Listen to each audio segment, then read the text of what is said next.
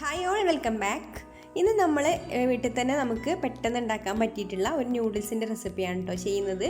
ഗോതമ്പ് പൊടി വെച്ചിട്ടാണ് നമ്മൾ നൂഡിൽസ് തയ്യാറാക്കുന്നത്. എല്ലാവർക്കും ഉണ്ടാക്കാൻ പറ്റിയിട്ടുള്ള റെസിപ്പിയാണ്. അപ്പോൾ നമുക്ക് എങ്ങനെയാണ് ഇത് തയ്യാറാക്കുക എന്നുള്ളതൊന്ന് നോക്കാം. അപ്പോൾ നൂഡിൽസ് തയ്യാറാക്കാൻ വേണ്ടിയിട്ട് നമ്മളിവിടെ 1 കപ്പ് ഗോതമ്പ് പൊടിയാണ് എടുത്തിട്ടുള്ളത്. അതൊരു ബൗളിലേക്ക് ഇട്ട് കൊടുക്കാം. ഇതിലേക്ക് 1 ടേബിൾ സ്പൂൺ റവ കൂടി ചേർത്ത് കൊടുക്കുന്നുണ്ട്. അപ്പോൾ റവ ചേർത്ത് കൊടുക്കുമ്പോൾ നമ്മൾ നൂഡിൽസ് കുറച്ചൊരു ബലത്തിൽ നിൽക്കും, പെട്ടെന്ന് അങ്ങ് പൊട്ടി പോവില്ല. ഇനി ഇതിലേക്ക് 1/2 ടീസ്പൂൺ ഉപ്പ് ചേർത്ത് കൊടുക്കുന്നുണ്ട്. പിന്നെ ഒരു മുട്ടയും കൂടെ ചേർത്ത് കൊടുത്തിട്ട് നന്നായിട്ടൊന്ന് ആദ്യം യോജിപ്പിച്ചെടുക്കുക.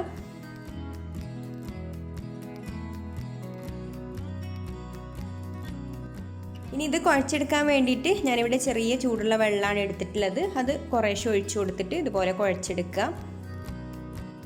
മുട്ട ചേർത്ത് കൊടുത്തത് കാരണം ഒരുപാട് വെള്ളത്തിൻ്റെ ആവശ്യമൊന്നും വരില്ല കേട്ടോ. ഒരു 1/4 കപ്പ് വെള്ളമൊക്കെ വരുള്ളൂ. പിന്നെ മുട്ടയുടെ വലിപ്പത്തിനനുസരിച്ച് വെള്ളത്തിൻ്റെ അളവിലൊക്കെ അങ്ങോട്ടും ഇങ്ങോട്ടൊക്കെ മാറ്റം വരും. ഇതുപോലെ നല്ല സോഫ്റ്റായിട്ട് കുഴച്ചെടുക്കുക. ചപ്പാത്തി മാവിൻ്റെ അത്ര ടൈറ്റായിട്ട് വേണ്ട, എന്നാൽ അധികം ലൂസായിട്ടും വേണ്ട. ആ ഒരു പാകത്തിൽ ഇതുപോലെ കുഴച്ചെടുത്താൽ മതി. ഇനി നമുക്കിത് അടച്ച് വെച്ചിട്ട് ഒരു 10-15 മിനിറ്റ് ഒന്ന് റെസ്റ്റ് ചെയ്യാനായിട്ട് മാറ്റി വെക്കാം.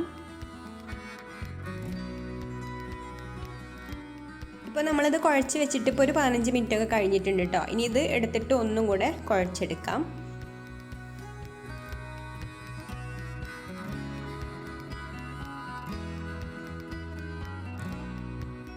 എന്നിട്ട് നമുക്ക് ഈ ഒരു അച്ചിലേക്ക് ഇട്ട് കൊടുക്കാം. നമ്മൾ നൂൽപുട്ടിന് എടുക്കുന്ന അച്ചിനേക്കായും കുറച്ചൊരു വലിപ്പത്തിലുള്ളതാണ് കേട്ടോ ഇത്.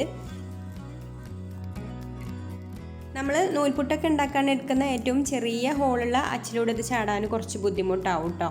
അപ്പോൾ അതിൻ്റെ മുകളിലുള്ള ഈ ഒരു വണ്ണത്തിലുള്ള അച്ചാണ് ഞാനിപ്പോൾ എടുത്തിട്ടുള്ളത്.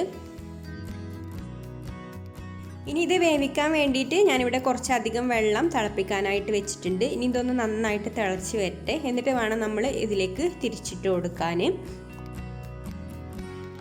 ഇപ്പോൾ വെള്ളം ഇവിടെ നന്നായിട്ട് തിളച്ച് വന്നിട്ടുണ്ട്. ഇതുപോലെ നല്ല വെട്ടി തിളക്കുന്ന വെള്ളത്തിലേക്ക് വേണം നമ്മൾ ഇതുപോലെ തിരിച്ചിട്ട് കൊടുക്കാൻ.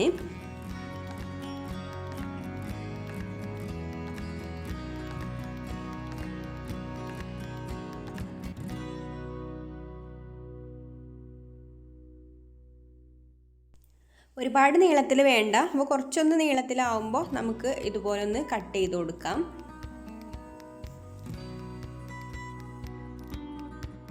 അപ്പോൾ ഇതുപോലെ കുറേശ്ശെ ഇട്ടിട്ട് വേണം നമ്മളിത് വേവിച്ചെടുക്കാൻ. ഇനി ഇത് ഒന്ന് ഇതുപോലെ ഒരു ഫോർക്ക് വെച്ചിട്ടോ ഒരു സ്പൂൺ വെച്ചിട്ടോ ഒന്ന് പതുക്കെ ഒന്ന് വേർപ്പെടുത്തി കൊടുക്കുക. എന്നിട്ട് നന്നായിട്ടൊന്ന് തിളപ്പിച്ചെടുക്കണം. നന്നായിട്ടൊരു 5 മിനിറ്റ് തിളച്ച് കഴിഞ്ഞിട്ട് നമുക്കിത് കോരിയെടുക്കാം.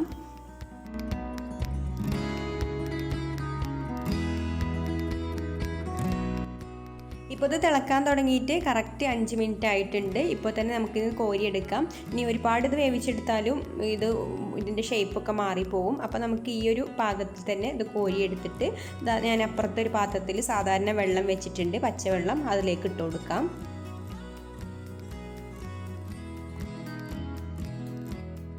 ഇനി ബാക്കിയുള്ള മാവും കൂടി നമുക്കിതുപോലെ തന്നെ തിരിച്ചിട്ട് ഇട്ട് കൊടുക്കാം. അപ്പോൾ ഞാനിവിടെ ഒരു 3 ബാച്ചായിട്ടാണ് കേട്ടോ ചെയ്യുന്നത്.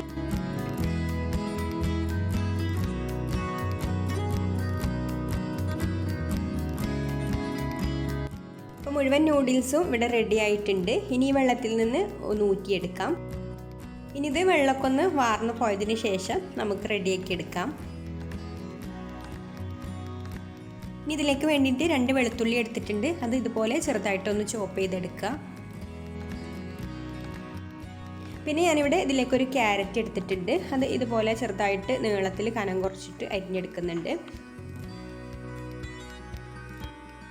പിന്നെ ഒരു സവാള എടുത്തിട്ടുണ്ട്. അപ്പോൾ സവാള ഞാൻ മുഴുവനായിട്ട് എടുക്കുന്നില്ല, ഇതിൻ്റെ ഒരു പകുതി എടുത്തിട്ട് ചെറുതായിട്ടൊന്ന് ചോപ്പ് ചെയ്തെടുക്കുകയാണ്.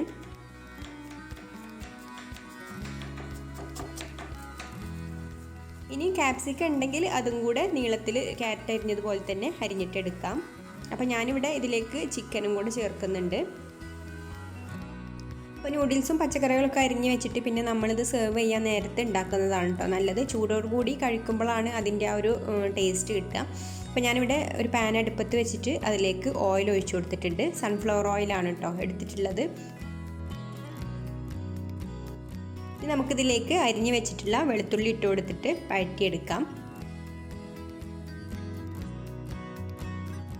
പിന്നെ സവാളയും ക്യാരറ്റും ഇട്ട് കൊടുത്തിട്ട് പെട്ടെന്ന് തന്നെ വഴറ്റിയെടുക്കാം. അപ്പോൾ നമ്മളിത് പെട്ടെന്ന് എല്ലാതും വഴറ്റിയെടുക്കണം കേട്ടോ. നല്ല ഹൈ ഫ്ലെയിമിലിട്ടിട്ട് തന്നെ വഴറ്റിയെടുക്കുക.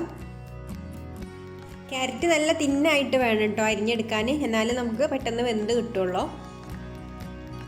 ഇനി ഇതിലേക്ക് നമുക്ക് അല്പം ഉപ്പും കൂടെ ചേർത്ത് കൊടുക്കാം.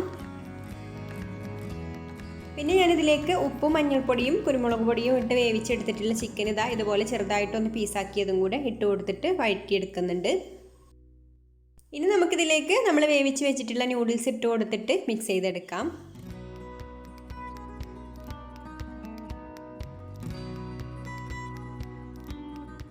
ഇനി നമുക്കിതിലേക്ക് സോസുകളൊക്കെ ചേർത്ത് കൊടുക്കാം. അപ്പോൾ ഞാനിവിടെ സോയാ സോസും ടൊമാറ്റോ സോസും ചില്ലി സോസുമാണ് ചേർത്ത് കൊടുക്കുന്നത്.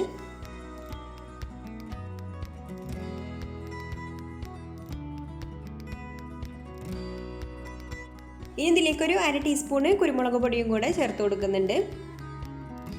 ഇനി ഹൈ ഫ്ലെയിമിലിട്ടിട്ട് ഇതുപോലെ നന്നായിട്ടൊന്ന് യോജിപ്പിച്ചെടുക്കുക. അപ്പോൾ സോസുകളൊക്കെ ടേസ്റ്റ് ചെയ്ത് നോക്കിയിട്ട് ഓരോരുത്തരുടെ ഇഷ്ടത്തിനനുസരിച്ച് വീണ്ടും ചേർത്ത് കൊടുക്കുക കേട്ടോ. ഇനി ഇത് ചൂടോട് കൂടി തന്നെ സെർവ് ചെയ്യാം. അപ്പോൾ കുട്ടികൾക്കൊക്കെ ഉണ്ടാക്കി കൊടുക്കാൻ പറ്റിയിട്ടുള്ള ഹെൽത്തി ആയിട്ടുള്ള നൂഡിൽസ് ആണിത്. അപ്പോൾ എല്ലാവർക്കും ഈ ഒരു റെസിപ്പി ഇഷ്ടമായിട്ടുണ്ടാവുമെന്ന് വിചാരിക്കുന്നു. ഇഷ്ടമായിട്ടുണ്ടെങ്കിൽ ഒന്ന് ലൈക്ക് ചെയ്യുക, ഷെയർ ചെയ്യുക, നിങ്ങളുടെ അഭിപ്രായങ്ങളൊക്കെ താഴെ കമൻറ്റ് ചെയ്യുക. പിന്നെ എൻ്റെ ചാനൽ സബ്സ്ക്രൈബ് ചെയ്യാത്തവരാണെങ്കിൽ ഒന്ന് സബ്സ്ക്രൈബും കൂടെ ചെയ്യണേ. അപ്പോൾ ഇനി മറ്റൊരു നല്ല റെസിപ്പിയുമായിട്ട് അടുത്ത വീഡിയോയിൽ കാണാം. താങ്ക്